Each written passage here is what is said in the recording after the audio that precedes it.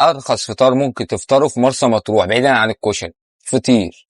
شايفين الفطيره بسم الله ما شاء الله دي ب 20 جنيه؟ شايفين الحجم ده كله؟ الفطيره دي ب 20 جنيه. دي برضك عشان تعرف ان هو حجم واحد. ده حجمها برضك اهي. ده حجم الفطير، نركن دي شويه. ده حجمها اهوت، الاتنين زي بعض. الفطيره ديت 20 جنيه. والجبنه بقى ما تجيبش جبنه وعسل من عندهم، لانه يعني ايه، كذا مره العسل ساعات من الشمس بيلسع، بيبوظ يعني. والجبنه بتبقى ساعات فيها صوص كده وتبقى ناشفه قوي، فانا ما حبيتهاش. فتروح تجيب ايه، جبنه ملح خفيف ب 30 جنيه دي كلها. تمام، وتقعد تفطر.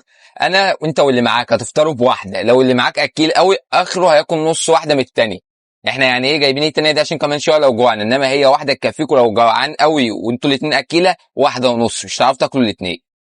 دي بقى بتفضل مولعه. انا دلوقتي مولعه اصلا، سبتها عشان مش قادر. دي بتفضل مولعه معاك من ربع لنص ساعه، في الرينج ده بتفضل سخنه مولعه. وما بيتسخنش هناك. انت بتروح تطلب الفطيره بيعمل لك واحده، العجين بيبقى جاهز تحطه ويعمله لك، وجاي مدخله الفرن ويطلعه. مفيش فطيره هناك بتتسخن. انا مش جاي النهارده اعمل اعلان لحد، ده في مطروح كلها. كل بتوع الفطير اللي في مطروح كلهم بيعملوا كده، مش ده بس بعين.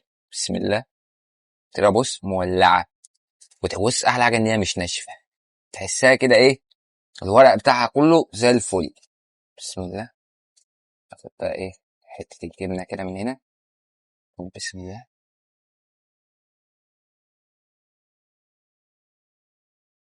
احلى حاجة تاكل الفطيرة دي مع ملح خفيف، جبنة ملح خفيف جامدة والله. احلى حاجة انا باكلها ايدي، مش اللي هي ايه، مش هقولك مش مزيتة، بس ما بيحطوش زيت. الزيت غالي بقى يعني، انتوا واخدين بالك. فدي حاجة جميلة ان ايدك ما بتزيتش جامد والحاجة ما تبقاش مزيتة. بس والله ارخص كتير. واحلى حاجة ان هي مش تاكلهاش وبعد شوية جوع.